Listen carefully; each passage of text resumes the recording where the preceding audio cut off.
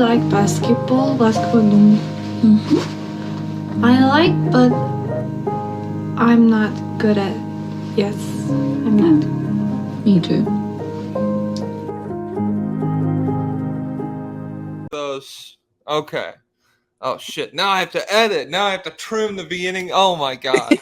Welcome back to the State of the League podcast, everybody. The only NBA podcast with major technical issues every episode. I'm your host, Jack, aka joestar. With me as always, the world famous Pablo Escobar. If there's a slight delay between us talking, we don't know why. So just lock in, use those moments to ponder how you can better yourself. I'm sure we will do the same. Pablo, how are you doing today? If we didn't bring it up, you guys wouldn't even notice it. So why don't you get off your high horse before I shoot it? Because I'm John Marston, Red Dead Redemption. Oh, okay. We got a Red Dead Redemption request in the lobbyist down at the bottom of the episode, at the bottom. But hey, just now that Yeah. was good. The response time, that was pretty good. That's what I didn't want to acknowledge it, but I was like, dude, he's moving pretty snappy right now. It might be good. Hell yeah. All right. Well, we had 5 really solid minutes of banter that are just gone. They're in the ether now. We were talking Shams and Woj Cold War. Oh yeah. All right. So I think the big bullet points we could transfer over from that are both of them are. It would not surprise me if they're corrupt. It would surprise me if they were like corrupt and like Shams is reporting shit so that FanDuel makes a bunch of money all the time. But like if one of them was like reporting shit just so they were like climbing the reporting ladder or whatever, they both seem like they're competitive enough. Like it's hard to get to that level in that industry without being a fucking psycho. So yeah, that wouldn't surprise me at all. And then everybody hates Shams for not saying rest in peace, for not giving Jerry West a solid paragraph about how the Kawhi Leonard deal was fucking crazy right at the end of his life. Yeah, little synopsis. Shams said Lakers are getting JJ Redick, like for sure. They're zeroing in. It didn't happen. They started talking to Danny Hurley. Everyone's like, Shams, you fake idiot. You fraud. You false prophet. You reported the wrong thing because you're trash. And Woj is back on top. But now, Danny Hurley, the money wasn't as high as claimed. And then now he's back at UConn. And now some people are connecting some dots. Woj wrote a book about the Hurley family. Was Hurley using the negotiations to get a raise at UConn? Shams goes on ESPN on Pat McAfee's show. He says, and they were talking to Hurley, apparently. So Shams still doubts the authenticity of it. So there's a lot going on. Also, there's this guy I see on Twitter named Eric Zhang, or Zhang, maybe Zhang, I don't know. Yeah. Who is that guy? He is always tweeting news, and it's big news, but I'm like, is this guy credible at all? I don't think so. Like what has he reported? I'm not familiar with this guy. I'm looking him up right now. I forget, like the last thing I remember him was like him texting someone within the Spurs organization, and he's like, wait, so the Spurs still want to lose next year? And he's like, yeah. And then he's like, who are they interested in? Nolan Traore? And then he's like, I'm hearing they want Flag. And I'm like, okay, this seems looking at this tweet. It's so funny right now. This guy has 300 followers, the account that I'm looking at. So how is he even... This tweet has 10 why likes. Is it going on my... How is this... Eric Zhang NBA? Yeah, at Eric Zhang NBA. Yeah, from June 6, 2024. What's some of the big news he's been tweeting? I've been getting these guys' tweets on my Okay. So yeah, he outside of that text, okay, he's just posted it like twice. He's just retweeted that several times, and then he's just like, the Spurs are exploring a variety of draft options and shit. So looks like he's of the Spurs want a package 4 and 8 or whatever they have in order to get the number 1 pick, but I'm not sure exactly. Oh, and he's also he was talking about the Micah Nori Cleveland rumors. So the assistant coach in Minnesota may be getting picked up for JB Bickerstaff's graveyard job in Cleveland. So yeah. Yeah, Shams, Woj, you can both come on the podcast. You can both come on at the same time. We will mediate your guys' report battle to the death. Whoa. So instead of like a rap battle where they're like dissing each other, they're just like reporting traumatic events from the other person's life, I guess. Do you think we'll ever get a third player in this game to the degree they are? Absolutely, dude. I feel like forever it was Woj, top of the mountaintop, and then Sham shows up and he's built his credibility over a long time. And he was Woj's protege. Oh shit! I didn't realize that. Okay, yeah, so they started together at Yahoo. Oh my god, what a team, man! That's like looking back at that Suns roster with Jason Kidd, Steve Nash, and Kevin Johnson. It's like, man, you had the world at your fingertips. You had the world. You guys nobody could finish. You were just all passing to each other, making sick ass passes. Yeah. So I think we will get a third. I think there will be like a new young guy, because eventually Shams will just be like, he's young for the industry, but I think there will be like a brand new kid on the block at some point. Oh, Silver Fox Shams, that'll be so cool. Yeah, that'll be crazy. He'll age well. He's a handsome guy. All right, I came up with a term. The golden lobbyist request. That's the lobbyist request. We start off the top Are they of subscribed to $100 a month tier? No, I just liked their question the best. This is pure. I mean, if you want, maybe we'll make it a $5.50 tier if you want to be eligible for the golden lobbyist request. But this week it's Ian McManus, and he says the Kyrie fan club is more annoying than the Ant and the Shea fan club. Undoubtedly, I think yes. That's just. The Ant and the Shea fan club's largely still in their infancy. The Kyrie fan club's not only a storied group of they're up right now after last game, but not always the most grounded in reality group of people. And they've weathered shit where like they just had to be purely delusional. The Kyrie fan club, that weathering Boston and that tenure as like, oh, this is the most skilled player we've ever seen. This is like one of the greatest playoff performers of all time. If you're a Kyrie guy and you're holding those opinions and you have to make it through like the Boston tenure and everything, and not to even mention all the shit that went down in Brooklyn, yeah, you have to be a little off your rocker. But that leads me, we might have the same quote, scripture from the book of Ball Don't Stop, president of the Kyrie fan club. I'm curious what tweet you wrote down. It feels there was a big one last night. I wrote down a couple of them, but he admitted defeat. It felt like well, he knew it was coming, but it felt like he was exasperated and disappointed. He said, "Analytics won. The Celtics system worked flawlessly. This will change the sport." I like that last part. This will change the sport. As if the idea, so if you could just get a collection of guys who all shoot a really solid percentage from three, and then like you get like two top 15, top 18-ish players at the center of that roster, and everybody's really, really good defensively as well. Like you don't even have to try to hide anyone on defense because everybody can hold their own. Yeah, that changes the sport, that idea. Like a revolutionary concept of building your roster around like 6 or 7 insanely talented guys. He's literally the Japanese soldier on the island 30 years after the war. He's just finding out it's over. There was another thing that he said. Okay, so he gave a recipe of the kind of roster you would need to challenge this Celtics squad. Did you see that one? I did, but I'm glad you wrote it down because I don't remember the details of it. He described the Nuggets a little bit. I remember that part of it, but run through the list. He described the Mavericks. So he said, number one, he said, dominant big man /slasher. So I don't know what he just means a scoring presence near the rim, but like, is Luka not a dominant slasher? Is Kyrie not a dominant slasher? And I'm assuming he won't count Lively and Gafford as dominant big men because they're just lob threats. But Yeah, absolutely not. Nowhere near the bag necessary.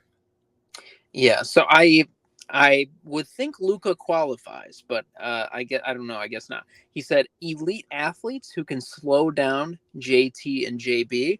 PJ Washington and Derek Jones Jr. And are Jason Tatum really has been slowed down, by the way. Like he played scoring. He was fine last night, compared to his standards for this series. what did But he have? Like 30 on 26 shots or something. yeah.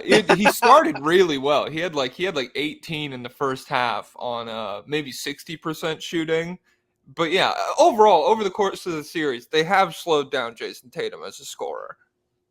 Relentless shot maker who can average 30. So they're supposed to have two of them, right? And Luka's kind of been that. No. Yeah. And then shot making and continuity as a unit. So continuity as a unit, that one they don't have. But I'm fascinated by his mind. Like this is what does he think happened during these games? I'm amazed. Yeah. I don't know. I think so yeah, the continuity as a team, that one you could kind of see coming from a mile away with this series, where it's like coming into it, you're the prerequisite you're asking of the Mavericks is, oh shit, PJ Washington and Derek Jones Jr.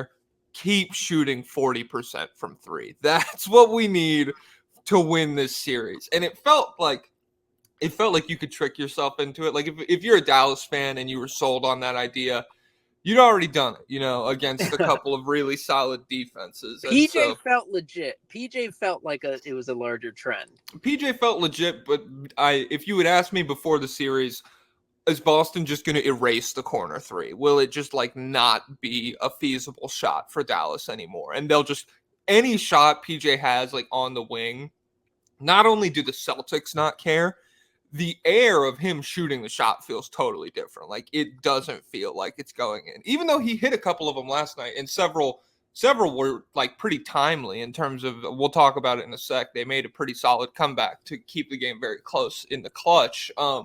Yeah, he went like 3 of 6 from 3 last night, but heading into game 3, I think Luka had like 8 of Dallas's 13 threes through the first 2 games. So yeah, just a very rough team continuity thing. And then I don't know what he considers a dominant slasher. I would love to see that list, because I feel like I also am curious about like his recency bias and everything. I wonder if Anthony Edwards is on there, but Luka's not for some reason. Maybe he considers like the playmaking that Luka does, it puts him into like a non-slasher role. I will say last night, Luka pretty it felt like he was going for fouls a lot, or like Yeah. it looked like he was faking so much, trying to get guys out of position or generate contact in a way that you don't really see, like a Devin Booker or a Donovan Mitchell or It's what we used to see of Harden. It's like, come on, yeah. just try and score. And there was like several possessions where he just got fed up and he was like, oh, Peyton Pritchard, I'm like Yeah. 30 pounds heavier than you are. I'm just gonna like go to the post, drop step, it's a layup, and like we don't have to overthink it. It felt like a lot. Oh, I was thinking of some possessions where he had Peyton Pritchard on him and he still tried to foul bait. I'm like, what are you doing, man? It's Peyton Pritchard. Yeah. So yeah, I'm curious. I wonder what the dominant slasher list looks like from him, because I My don't. theory would be, in his mind, dominant slashers don't shoot threes. They just drive in. So Wow. Michael Jordan, Dwayne Wade. So Anthony Edwards is off the list then, unless Yeah. like only off shooting nights. Anthony Edwards. Honestly, Anthony Edwards is a jump shot first player at this point. Who would fit the mold? And maybe Donovan Mitchell. Well, He's a great 3-point shooter. Yeah, he was shooting threes. Shea, does he count him? He takes a lot of mid range. I think he would count Shea. Yeah, I'm certain because Shea. I mean, even in the John playoffs. Morant, Oh, but he's not yeah, here. yeah. John Morant. I miss him. He's so much fun to watch. I think Shea. I think John Morant would probably get the job done. I wonder how he feels about like Brunson, maybe. Because Brunson is not like an explosive athlete, obviously, and he shoots volume threes now. Like he's a high volume, high percentage 3-point shooter. It's hard, and maybe that's led to his disillusionment with the state of the league. Oh, state of the league, baby. that Subscribe. that all of his favorite player archetypes, even they are gravitating towards the analytics based shots. So I don't know. But it feels like Luka is a dominant slasher. And for the first two games of this series, he largely was dominant offensively. It's just he had a bad night last night. He said, I said it before and I'll say it again. Analytics took the intensity out of NBA games. Finals games feel flat because it's just a contest of who can get hot from three first. Love the level of talent, but the style of play doesn't lock you in. And then he also said that the Celtics will be the first team built around the drive and kick three ball analytics system team to win. Teams will try and mimic this. So I don't understand how he thinks basketball used like.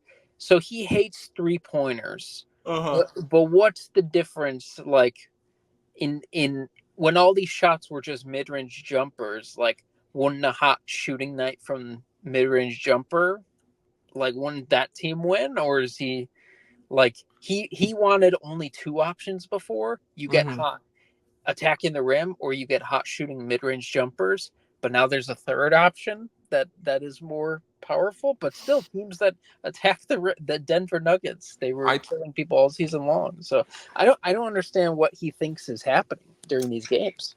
Yeah, I think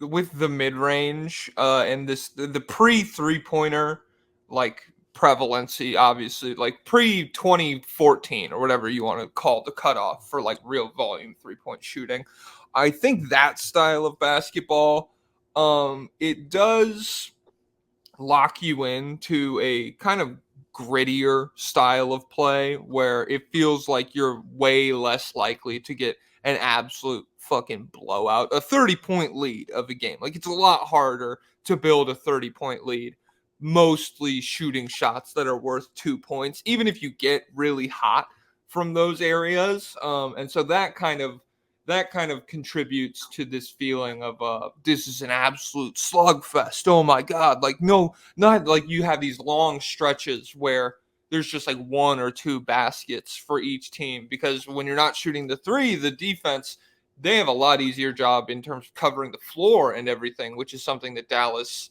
has really struggled with, defensive rotations and everything.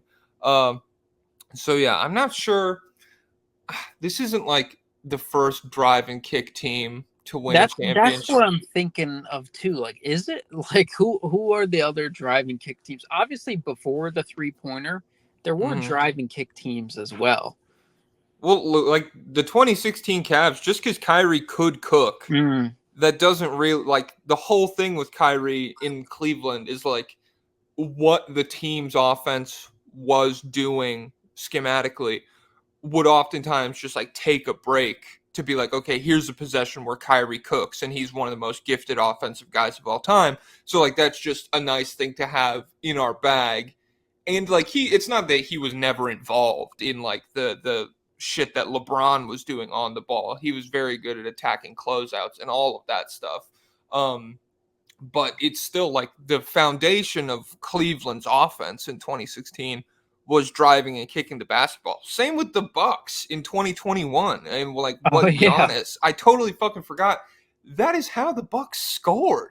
And even you could argue they won based on their defense and everything. Maybe Chris Middleton's little mid-range game. Maybe he was eating that up. He's like, yes. Yeah, maybe the problem is he's willing to forgive this as long as the team has one real tough shot, mid-range pull-up shot maker, bucket getter type guy. And maybe Jaylen Brown's not doing it for him. Maybe Jaylen Brown is too much. Even though in the fourth last night, I felt like he was really spamming those mid-range jumpers. Maybe just doesn't do it for him. Maybe he's too threes and layups pilled. Why doesn't he like the ones Tatum is missing? Isn't that part of the fun for him? Yeah, that's a good what question. What was Miami doing? Like, were they was Bosch getting post ups? And I don't really remember. No. I mean, I think he probably got some. I know Kevin Love in like 2015 and 2016 got way more post ups than you remember. He was like maybe sixth in the league in post ups per game.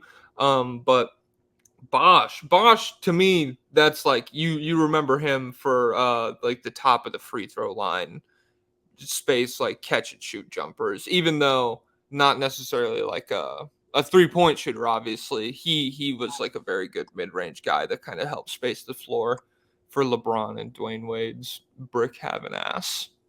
How old is Ball Don't Stop's account? Do you know? No, not off. I can look it up. I got the internet right here.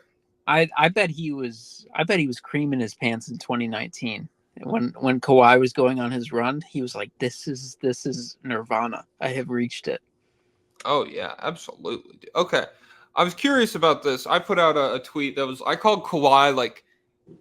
To me, Kawhi is like one of the 3-ish greatest what ifs of all time. Okay, Ball Don't Stop. He was in August 2013. That's when he joined Twitter. 2013. So man, he's been so around. Many great Kawhi tweets. he watched the 2014 Spurs and he had to like take a year off basketball. He's like, "This where's the man?" Was Duncan getting post ups? Probably a few, right? Yeah, definitely. Duncan. If you go the 2014 Finals, Duncan. That's one of my favorite performances from him, just in terms of like Chris Bosh is pretty much in his prime still, and he's a really good player, and Tim Duncan just like outplays him constantly throughout that series. Maybe the clots might have been there already. They were like in their infancy, so not a real accomplishment. Fake, another fake Tim Duncan accomplishment. Yep. Fuck, what were we just talking about? Kawhi. Oh yeah. Do you consider Kawhi Leonard like a what if? Yeah, I've done a similar video on this too. Like, Len bias does not count because I don't care about Len bias, dude. I don't care. Well, oh my god!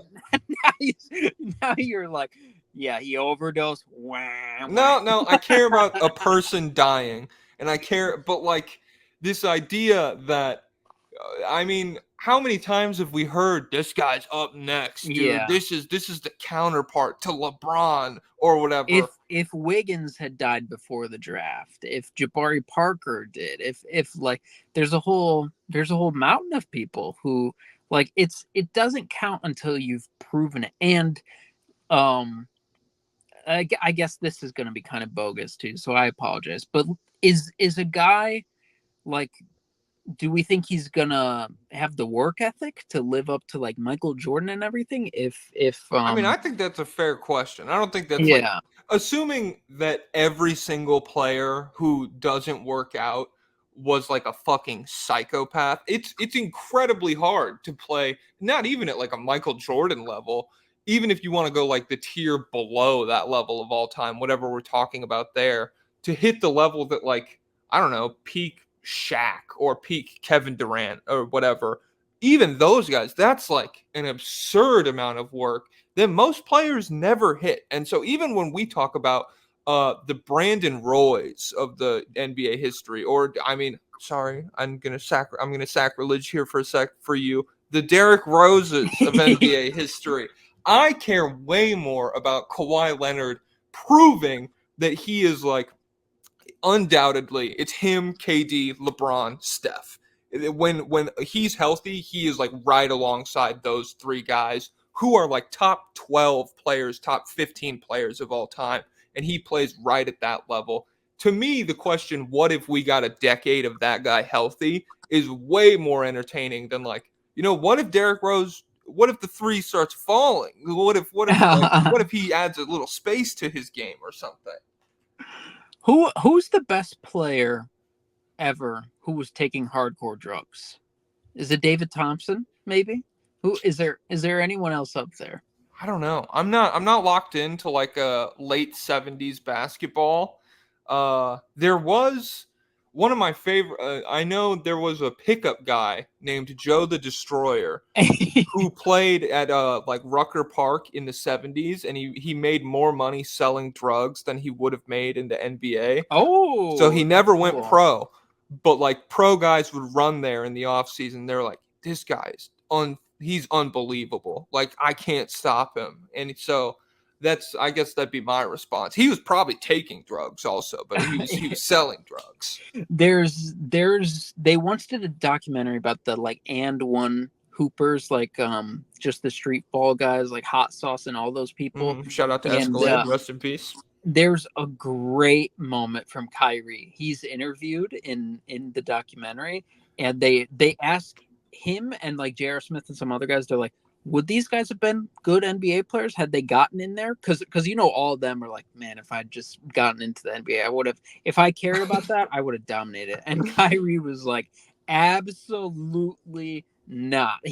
And one of the things he brought up is he's like, you can't stay out partying all night. You can't drink the way you do. You can't eat the way you do. This is like an entire lifestyle that you have to dedicate to it. So if based off what happened to Len Bias, I don't know his prior history. Maybe it was just an unlucky night, like celebrating. But it's just there's not too many reasons to believe. And I don't even know if he's like the greatest college player ever. I think he was accomplished, but I've heard some criticisms. I think he was just kind of like super athletic play finisher guy, which they were able to dominate the league more back then. But Sean Kemp, but like is he as good as Dominique Wilkins? I don't know. And but you have to prove something at the highest level. And so Derrick Rose statistically does not hold up to the top guys. And would the jumper have come around? Absolutely yes, because Derrick Rose literally said that the reason his jumper didn't come around was because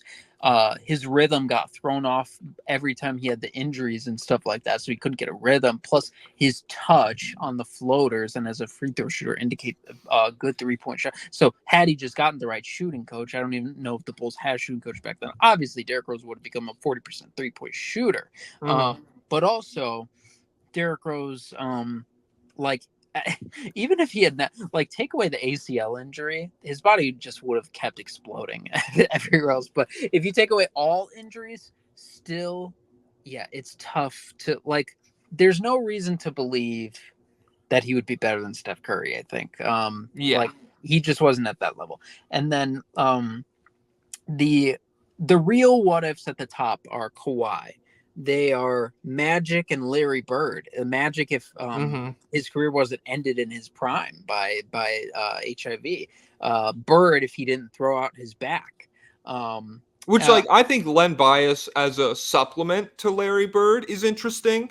Like if they take Len Bias, and even if he doesn't work out, like that's just like he helps extend Bird's career a little bit, and that I mean. It would still have to be Bird doesn't throw out his back is the primary question, I guess. But there is some interesting what ifs there. But yeah, him, Magic. I like Bill Walton as one. Oh yeah, he is one too. He literally won a championship, and he was one of the best players ever. Like if that gave us, like if we got 8 years of like Walton, Kareem, Blazers, Lakers matchups over the course of 2 decades, that would be sick. That would be dope. And and he like. That's also 2 very different styles of offense, which is cool to see go up against each other in terms of like big man passing hub versus like really dominant interior post scorer, while they're both being phenomenal defenders as well. So yeah, I think he's one. I like him. I like Kawhi. I like Yao Ming a little bit, not in the same tier as those other 2 in terms of like, oh, what has he proven at the best? But like. Every time you watch Yao Ming, man, you're like 7'6". He should not be moving like this. This is crazy. And people like to throw Tracy McGrady into that group. I don't know if he's quite No, there. no. And I love Tracy in terms of aesthetically pleasing NBA players. Tracy McGrady is like it's him and Paul George for me. Like they're beautiful to watch play basketball, but I do think there's enough uh like Orlando shit. There's several series where like he is good to go and they don't really do that well in the playoffs. I think it's first round every time until he's in like San Antonio. So yeah, there's like a little bit of longevity lost with his injuries, but if you even like him versus Grant Hill, I think Grant Hill injury wise washes Tracy McGrady. So yeah, that's I don't know. That's just a quick little tangent. You want to get into the finals? Well, two last thoughts. I All right. think Embiid could join that group depending Same. on how his career plays out. And then out of all the other guys, like the Grant Hills and everything, I think Penny Hardaway has the best argument for the guys without longevity because he was producing at an elite level in the playoffs. And like, I mean, they beat Michael Jordan, but people just have kind of they've kind of agreed and that doesn't count. That's not canon. Like, and I'm pretty sure he was like producing at near Jordan levels. No, I don't know, but MJ in this, he was fucking fine, dude. Well, first and of like all, leading up to the series, like, well, I think that's is that not the postseason where he? No, that can't be double nickel at the Garden because like that, I feel like they can't have such a legendary postseason performance in a series that they say doesn't count. That would blow me away. But yeah, I think the thing with like professionals that people extend this gratitude or not gratitude, maybe leniency to Michael Jordan in the 95 season is they're like, that doesn't count. I'm sure Michael Jordan was like, this fucking counts when I go out and play this basketball game. I don't think he's ever really been yeah, he had 48 versus Charlotte in the first round. And he had yeah, he was fine. They just he didn't play super well. He went 24 points on 8 of 19 shooting in the elimination game, and it's just erased. That's good for the 90s. That's a lot of points. Well, the game before that, he had 39 on 54% shooting. So, like, yeah, he was capable of more, and it just didn't count because he came up short, I guess. Cool. Funny how that works. And then final shout out, Greg Oden. Production didn't get up there, but people will tell you that the record in the games he was healthy is pretty good.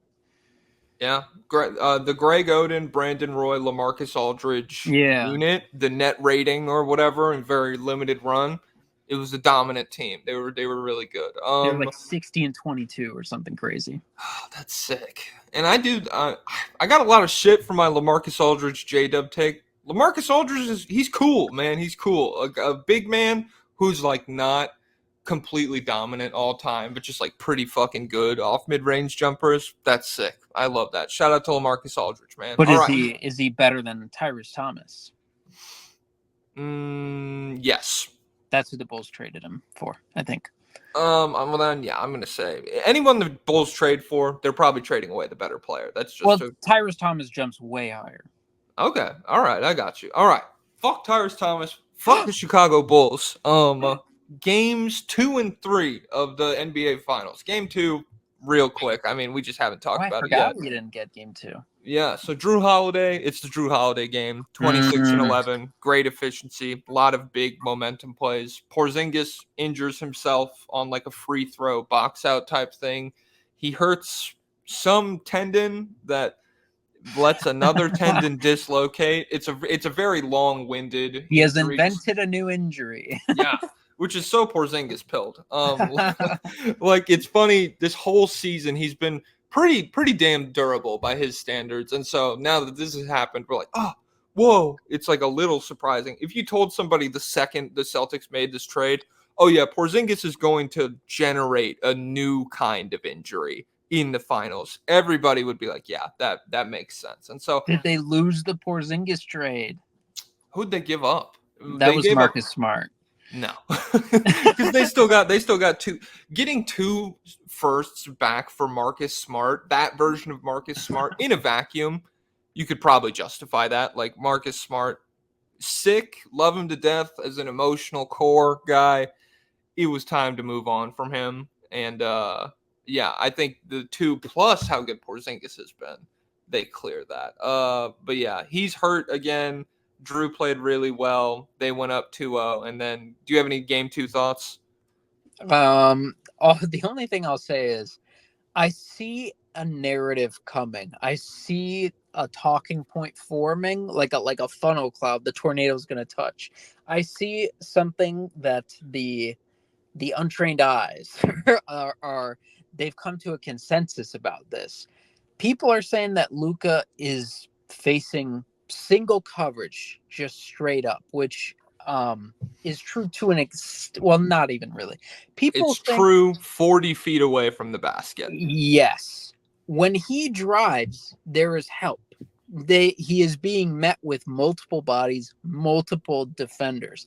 But when I said I did a video where I talked about the difference in Luka's gravity versus Steph's gravity and how it makes it easier for poor offensive teammates to get good shots because Steph pulls You're defenders. generating layups. You're not generating threes. Yeah. He's pulling defenders away from the basket. Luka's pulling them towards the basket. So yeah, layups versus threes.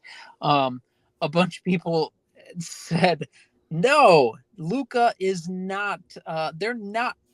Luka's not being double teamed at all. They're playing him straight up. They're playing him 1-on-1. He's just getting shut down by Peyton Pritchard. And I don't understand. I guess people are only able to recognize double teams when it's like trapping someone and like on the ball. They don't understand help defense. Like when Porzingis is being assigned to Derrick Jones Jr. or PJ Washington and he's just ignoring them and standing in the paint ready for Luka's drive. Like Luka, well, that doesn't count. Any second body you see in the paint, yeah, any other body you see in the paint, it's that's not a double team. That's something else. Yeah, and they're like, no, they're guarding him straight up and they're taking away the lobs in the corner 3. And I'm like, so what shot do you think that opens up? The wing 3. Let's put. Well, I don't. People they hear these ideas and they don't connect them. I don't understand. I need to not read comments. You do. Jeez, this is though. I mean, I've done it before. This is a good cathartic space to get out the bullshit you read online. But yeah, I mean, people are fucking dumb, and yeah, Luka obviously. So last night, in terms of you making a video talking about Luka's gravity, I think last night was maybe the worst a game could have gone for you in like that agenda, because he always has gravity. You get like a certain baseline level of impact out of Luka, even if he has a poor game, which he had 27, 6 and 6, mid efficiency, really bad efficiency, and really bad defense. He fouled out with like 4 minutes left, if anybody is curious. You always get that baseline level of impact. But I think last night specifically, how we touched on earlier, he was so focused on generating and accentuating contact on a lot of his downhill possessions that when you do that against the Celtics team, it gives them enough wiggle room to recover, where the gravity, all of the guys that you've dragged down to the basket, when you hit them with a pump fake and then a turnaround and then you try to step through and you give them like 4 seconds of you just standing still faking where you're going to put the ball, that gives a team this good defensively enough time to recover to where they need to be in order. If you kick it out, they're probably going to get a pretty solid contest on that wing 3. They're probably going to make it really difficult for you to like throw that lob or shoot a little floater or a layup or whatever. So I just think that is something, especially with Steph, you never see that, because when he catches the ball, he continues moving. It's either going straight up or he takes it into a drive possession where the defense is already rotating. And it's just Luka negated his gravity a little bit in a way that we're not really used to seeing from him. The problem is Luka's best weapon is his passing, right? And he demolishes teams by passing.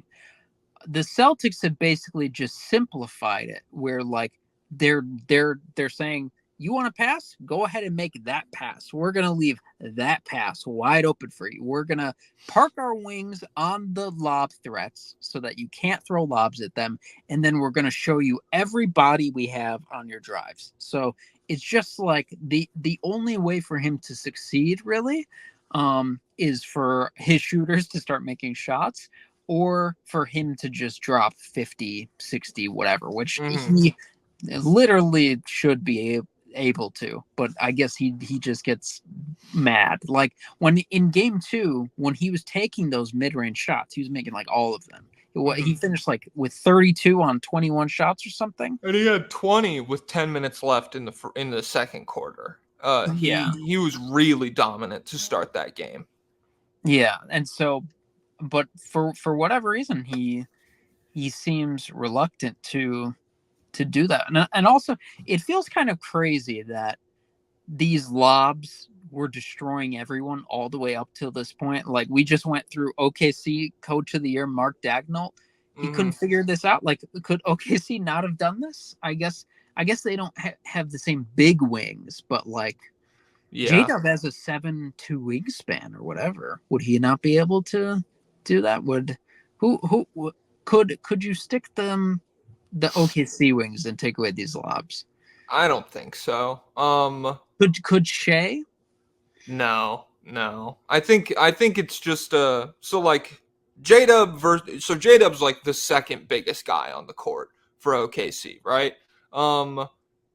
Compare him to like Jaylen Brown. Is he that much bigger? Well, what's Jaylen Brown? 6'6" barefoot? And then 7-foot wingspan, and then what is J-Dub barefoot? I don't even. Is he 6'5" barefoot, or is he smaller? So Jaylen Brown, 7-foot wingspan, and he's 6'6". Yeah, and he's a genius. My girlfriend. Jalen Williams, 6'5", with yeah. Oh, so Jalen Williams, 7'2" wingspan. Regardless, like I think the fact that Jaylen Brown, he's like the third, fourth biggest guy. Like I think having not only Jason Tatum like that is a huge bonus for the Celtics defensively. Is that Tatum, he can guard anybody in terms of like taking away lobs. Like he has no problem. Gafford especially, they're like damn near the same size, but even Lively, who has a little bit of size on him, Tatum has done really well when they've asked him to do that. And Derek White and Drew Holiday are both the same way. For whatever reason, I think White is a little bigger than most of Oklahoma City's personnel. He's definitely taller than somebody like Lou Dort. But also just the experience level, I suppose, plays a factor. Like you're being brand new. So I don't think it's fair to ask Shea to take away those lobs, especially with the offensive load he was carrying. If you ask Lou Dort to do it, you're not going to have anybody on Luka. You can ask Jalen Williams too, I guess, but it feels like Boston they're just bigger. Yeah, they have personnel to do everything. Like, and the Clippers should have been able to do it, but were they killed by lobs in that series? I don't remember. No, not really. It doesn't that doesn't jump out in my mind. And obviously it was like a month ago, but yeah, it feels like forever ago. The Wolves, it's seared into my brain how bad the lobs were against the Timberwolves. Like that tore them to shreds. And so, yeah, the Clippers series doesn't feel the exact same way in my memory. Yeah, why did the Wolves not do this? The Wolves, I don't know. They were pretty. It felt like they were pretty.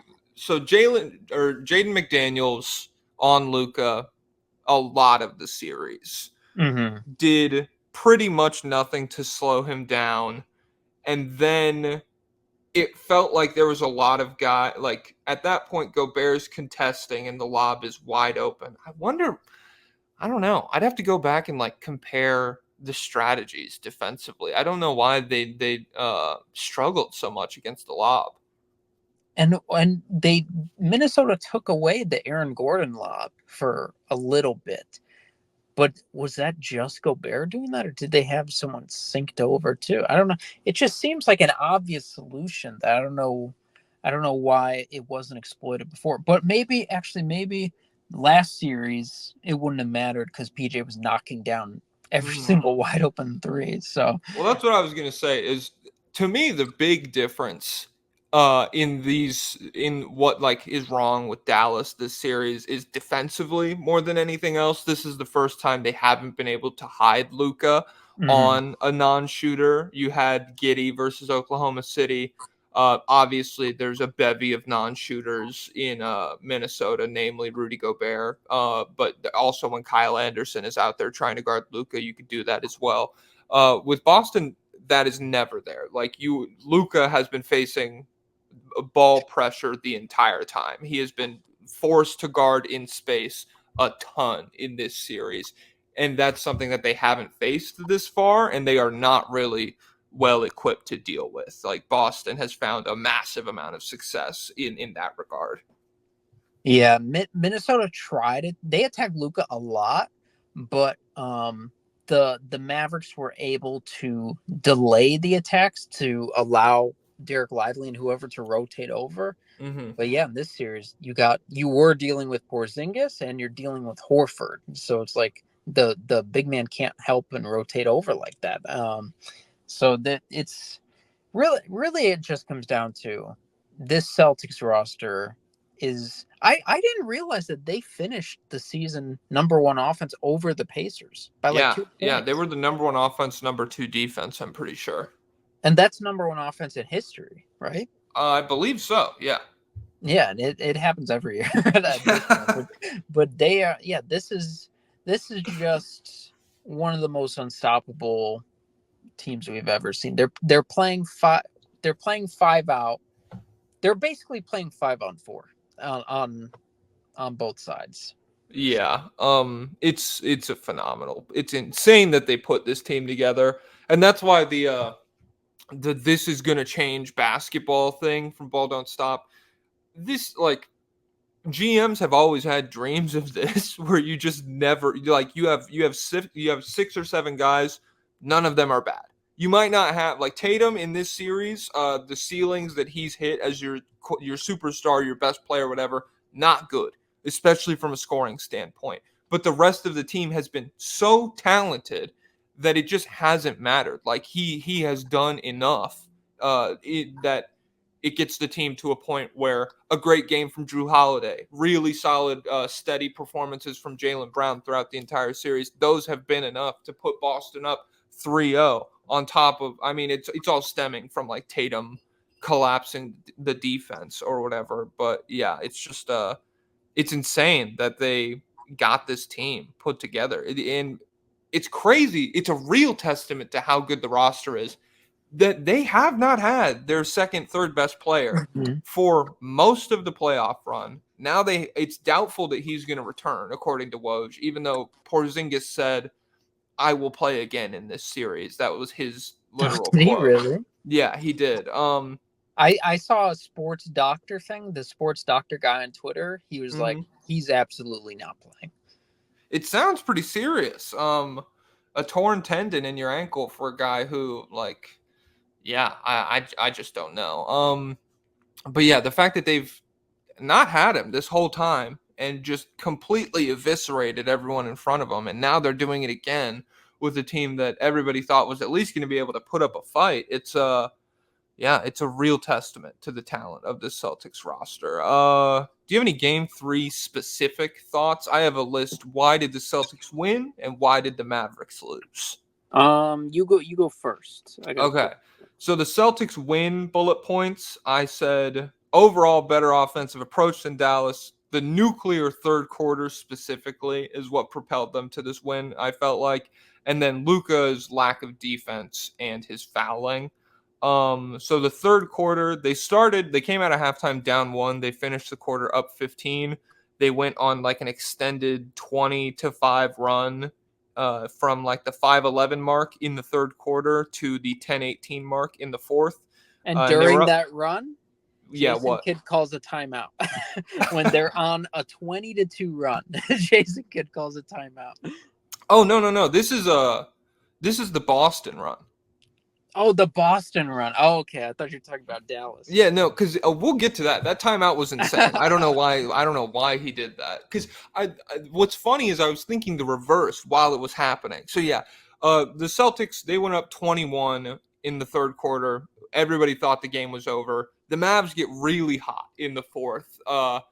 And the whole time I was like, dude, Mazzulla, like this is PTSD from like every Joe Mazzulla postseason series we've seen so far. He does not know how to call a timely timeout.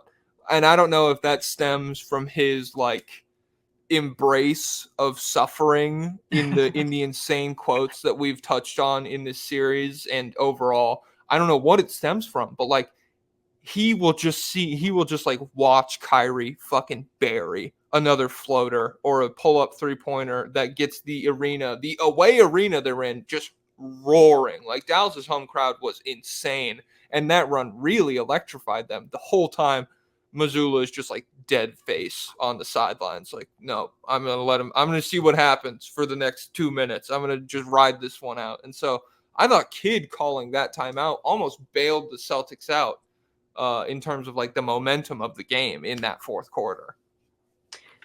Another big thing I wrote down. This game was decided by Tim Hardaway Jr. Did you realize that? Yeah, it was very palpable in the game. He played 19 minutes. In his minutes, the Mavs were minus 16. In 29 minutes with him off the court, they were plus 9. Yeah, that backs up the eye test. He was terrible. He was terrible, and he's not been good this whole year, and he has not been good in the playoffs when they've gone to him. And so for Kidd to be like, save us at this juncture in the season, the second I saw him step onto the floor, I was like, oh, this feels like an insane move. Like, what are you doing? And that was in the extended Celtics run, the big like 20-5 or whatever. There was a moment where it was literally just Tim Hardaway on the floor in terms of like shot creators. Kyrie and Luka had both sat down, and Tim Hardaway like ISOs on Peyton Pritchard, or it was Sam Hauser. That's who it was, and he ends up with like an incredibly difficult fadeaway baseline jumper, absolute fucking brick. That's the shot that led into the Xavier Tillman corner three-pointer that really felt like it blew the game. Like at that point, when Xavier Tillman hits a three, it's like, oh, this is why it was so important for them to win the game where Boston shoots 25% from three, because now you have a hot quarter like this where they absolutely can't miss. I mean, you had the Tillman three. Derek White banked in a three. I don't know what they shot for the quarter, but it felt just like a tsunami of scoring from Boston. And so, yeah, Tim Hardaway Jr., an inexcusable coaching move. Like, I don't know what the thought process was there. And on top of that, they ran 11 guys last night in the game 3 of the NBA Finals. You're running 11 guys. You're throwing guys out there for like 4 minutes of Dante Exum. I don't understand that. Well, they had the dunk. It was worth it. Hey, he went 1 of 1. Cool dunk. I did note that. It was a sick dunk over Tatum. And it's not I'm not even mad because Exum has played fine. Like Tim Hardaway Jr. is in a separate category to me than somebody like Dante Exum. But it's just the fact that like what has he shot over the playoffs? Do you know? Exum? Yeah, from 3. Let me look it up because I don't think it's not like the volume's been crazy. He hasn't been. Yeah, in the regular season he was 40%, but he was low volume. 27% on 0.8 attempts per game. He's playing. We got to get him more volume. Yeah, he's playing 6 minutes a game, so just out of the rotation essentially up until this game. And so like at that point, it's just like I'm not mad at Dante Exum. I'm mad that we're doing rotation experiments. We're like grasping at straws right now. That fucking baffled me. Those Tim Hardaway Jr. minutes, and it did feel like that lost him the game. I would imagine. I think the thought process from Jason Kidd is probably our shooting has fallen off a cliff. I need to do something. Tim Hardaway Yeah. Jr. is supposed to be a shooter. PJ Washington lost his shooting magic. Maybe Tim Hardaway Jr. regained it. Let's try it out. But he was like 0 for 5, right? From Yeah, three. yeah. So 0 for 5, really. There was one shot where, like, I think it was in like a pivotal moment of the game. It was like after.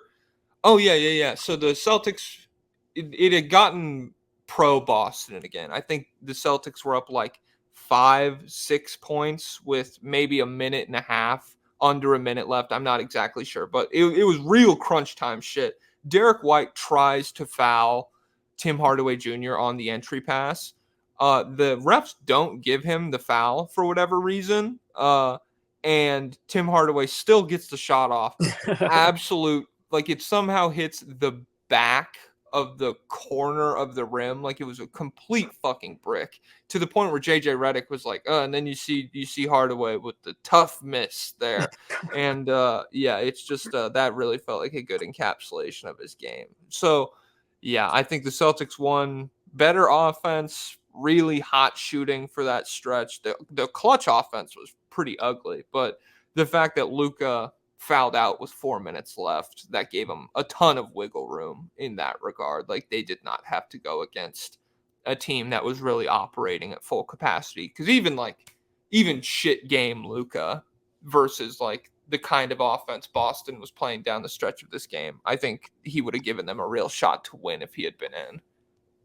yeah, it is closer. It seems closer than it should be. In two of these games have been close, right? Mm-hmm. Yeah. Um, Am I tripping? Did the Mavs? They cut it to like 8 in the first game. It was not 30 points the entire time. yeah, that was the game where it was won basically by like the first quarter. Like Porzingis had the explosion, and then they were even for the rest of the game. Yeah. So like I put out a tweet. I was like, the finals is entertaining every year. You guys are fucking babies. A lot of people did not like that, and this is a very unentertaining finals to those people.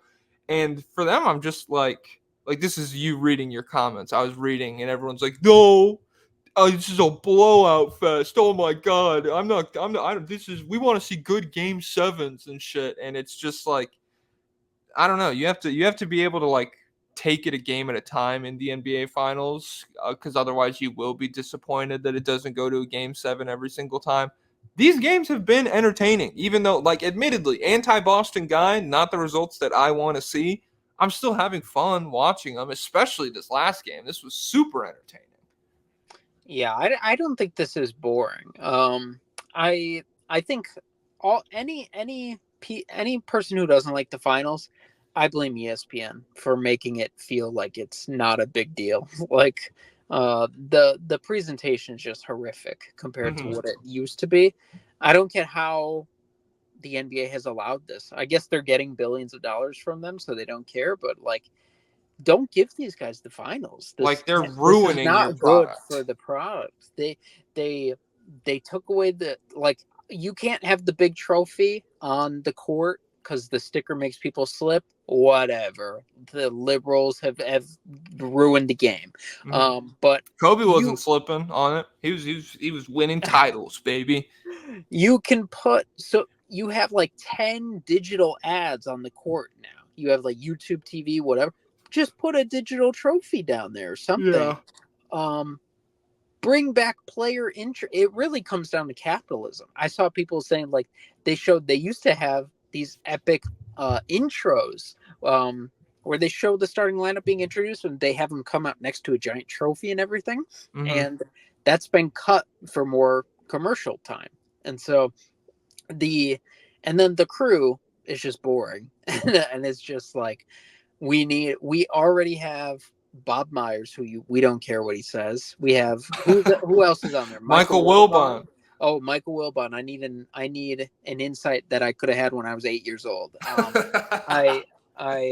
Stephen A is the only one who can be fun. Well, they have Stephen A on ketamine. It's not like morning Stephen A. It's somehow they got like boring fucking just like actually trying to analyze basketball. Say something sensational, Stephen A. That's why you're here. Come on.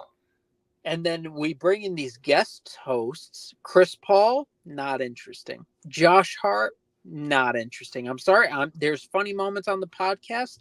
In that setting, he's not going to be that interesting. Paul George, again, good podcaster. Mhm. There's no like when you have that many people, everyone gets 20 seconds to speak.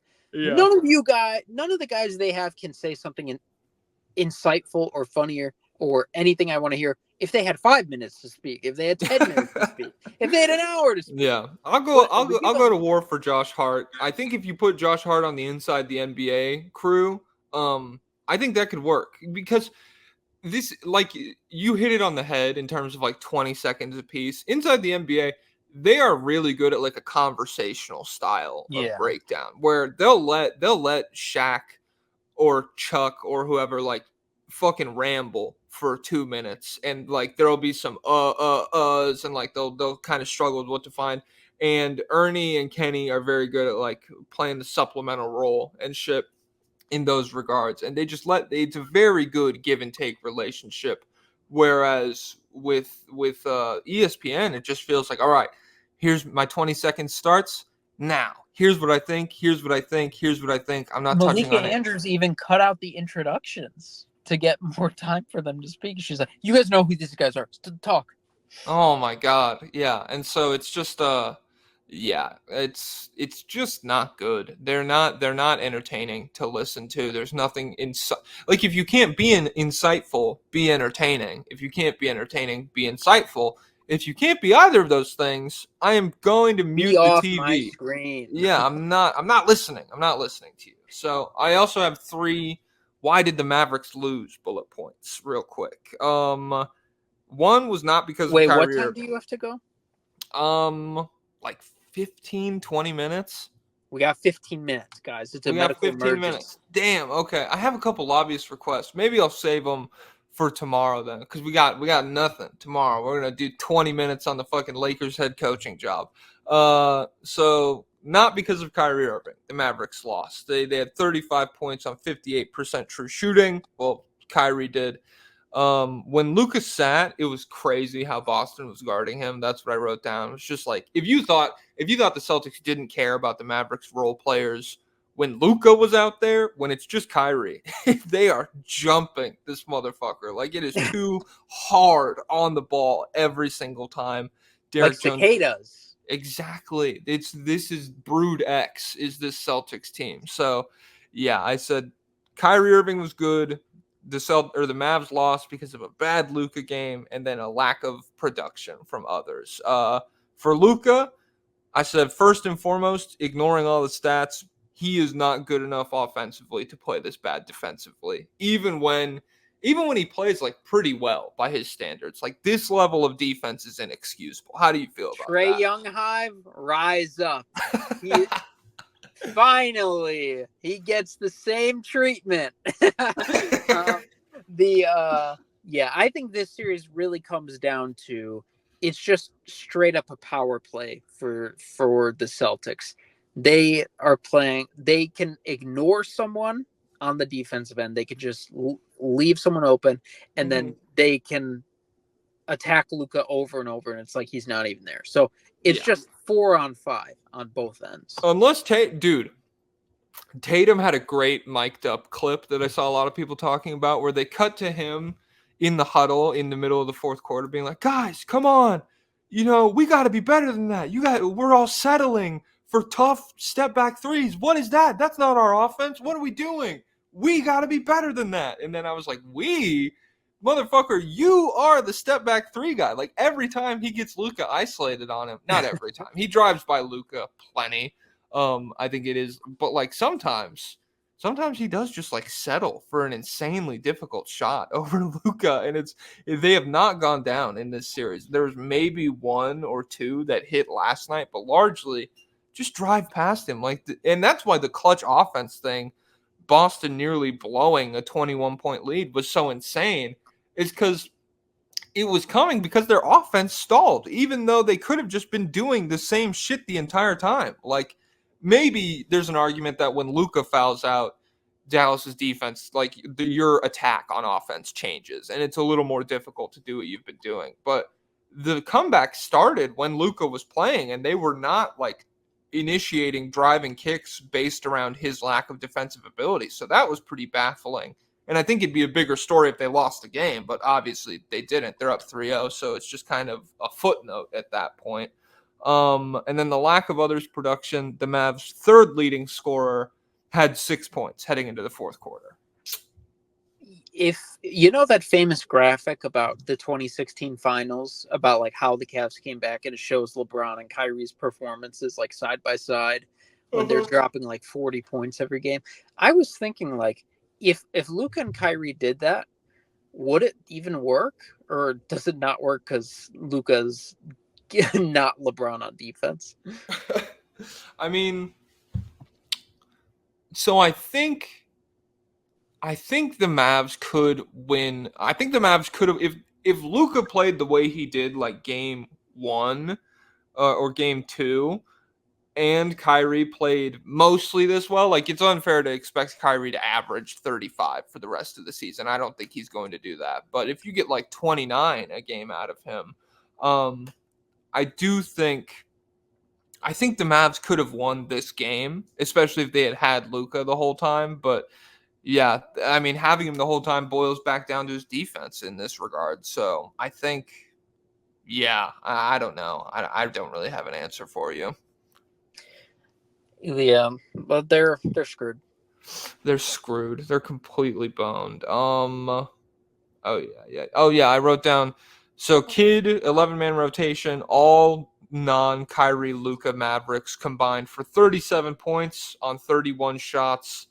Inversely, all non-Tatum Brown Celtics combined for 45 points on 30 shots. So just not a recipe for success there. And then we can hit one lobbyist request with this last 10 minutes we got, because it's related to the Celtics. De'Aaron Fox Mulder says, the Celtics could not have survived the Western Conference. We need to go top 18 seeds for playoff and play-in to compensate for the weak East Coast ball.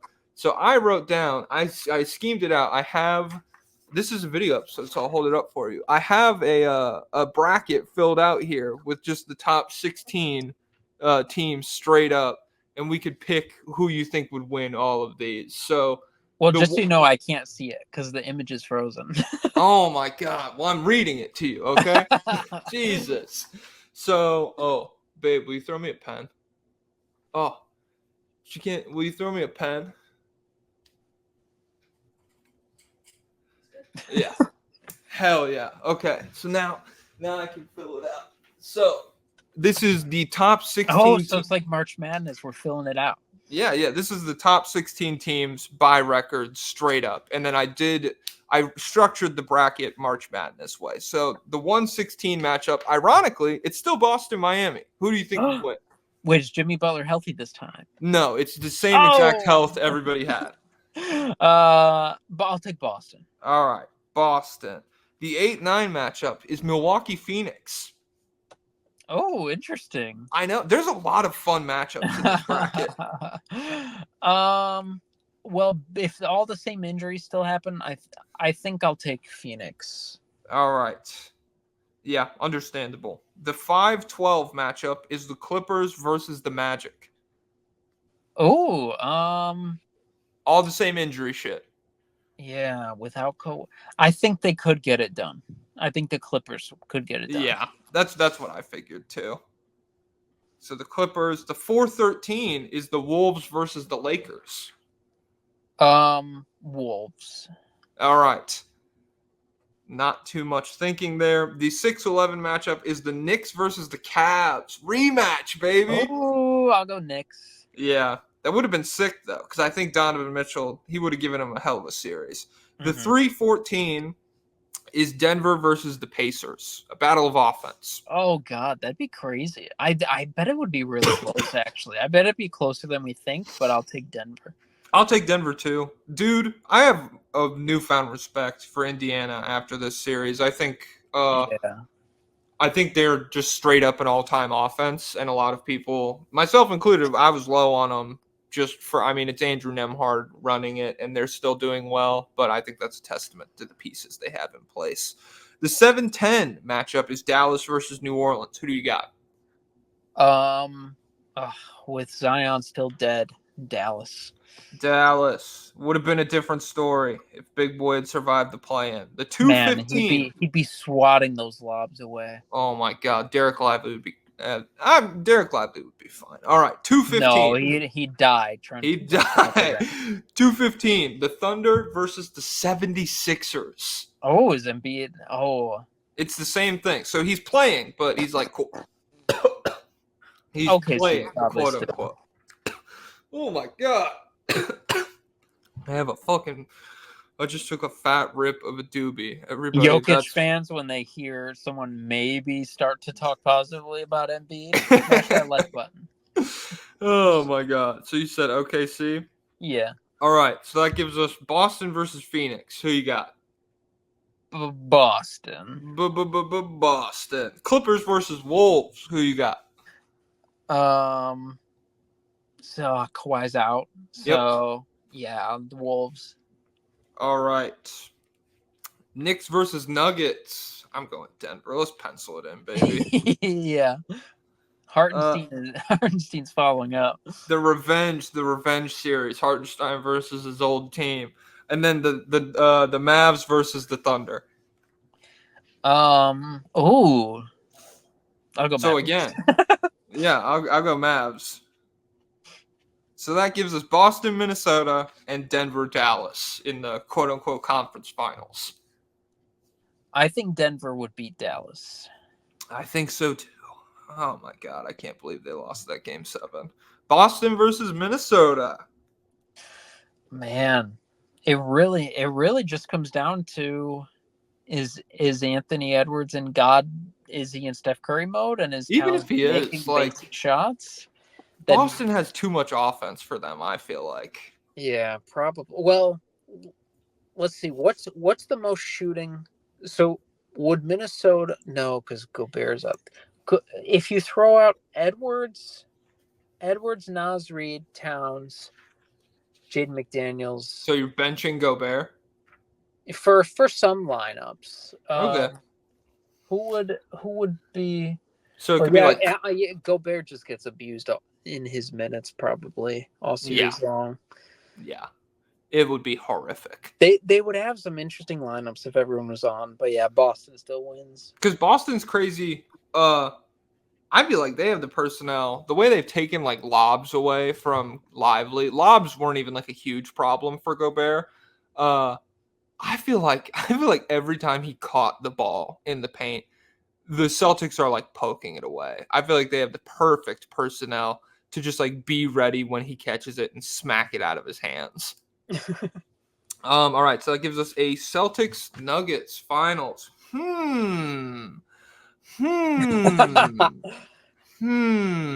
This is interesting. What do you think? I think if you're comparing Jokic to Luka, obviously I think Jokic would have more success. Because how would they have to defend him? They would have to put Horford on him. That's why they picked up Xavier Tillman. He did a good job against Jokic one time, and then they picked him up on free agency. So I think you can't guard Jokic one-on-one because he will cook you.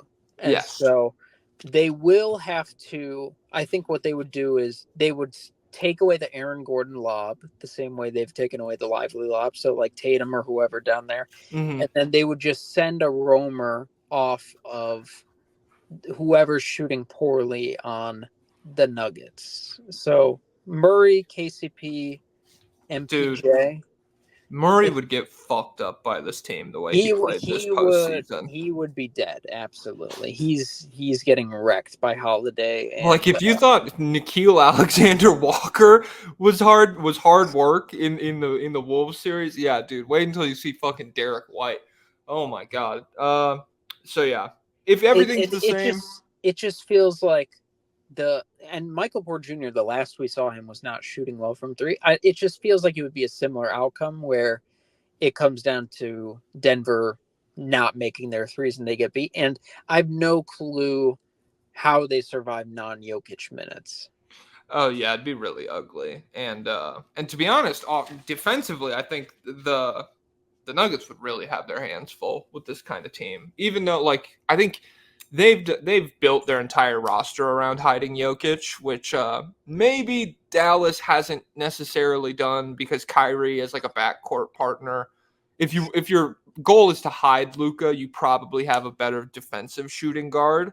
But Denver, yeah, I think if KCP and Michael Porter Jr. are going to be like pretty mid floor spacers, they're not going to be able to punish anything Boston throws at Denver. So I think that would probably decide the series. So I think Boston, I mean, the East sucked. Everybody in front of them got hurt. I get it. But I think Boston is like, this is a really, really talented team. And this is every so often you see a team that doesn't necessarily need like a best in the world type guy to win the title.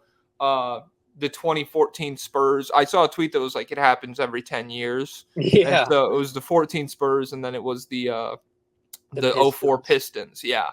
And I think this team fits really in line with those two teams in terms of just like group effort, ball movement, have a different guy step up every game until you've Maybe won the the Bulls finals. president knew about that trend, and he was trying to build our team towards that. Holy shit. Well, it's really funny how we've spent this entire episode being like, it's insane how the Celtics can field like 7 really competent guys. And you're like, well, my team put together 5 bad players. And so that's like the same thing almost.